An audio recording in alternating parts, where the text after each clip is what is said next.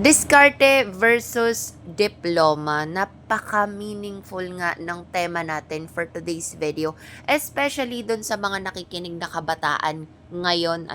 Pinatunayan nga ng isang young entrepreneur na si Dive after graduation na hindi siya makukontento na okay na ako kasi meron na akong diploma.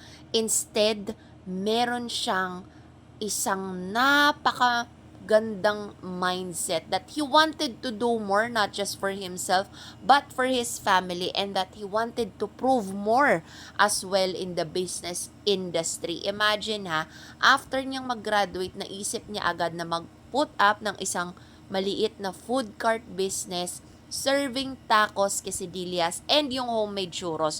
Take note, siya rin mismo ang gumagawa ng mga churros niya. At talaga naman, dinadayo siya guys kahit ng mga other people from the other provinces. Dahil talaga namang sobrang sarap ng mga sineserve niyang pagkain dito. Pinipilahan talaga. Sana maging inspirasyon sa atin itong istorya ng aking pinakamamahal na pinsan. Kasi naman talaga kung ikaw ay kabataan na ine-explore mo pa lang kung saan mo gusto, talagang meron kang matututunan dito.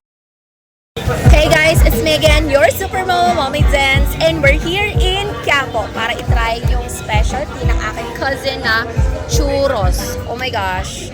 Magkano nga ulit to? It's for only 49 siya po. 49 pesos. Meron siyang special dip, guys.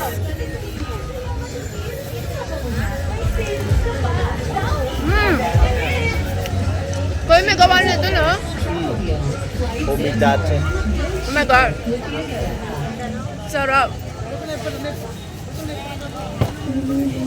Makikita niyo yung pwesto niya dito sa Quinta Market. Quiapo. Oh God.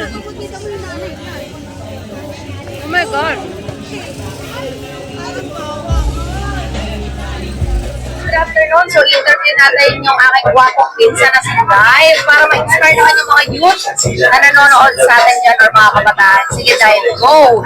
Introduce yourself. Ayan, ako si Leonard. Bagong graduate ako ngayon. Nag-decide ako na mag-start ako ng small business dito sa Quiapo. Nagtitinda ako na ngayon ng mga Mexican style na food. Patok siya sa Filipino palette. Meron akong nacho chips, overload, cheesy quesadilla, tsaka churros.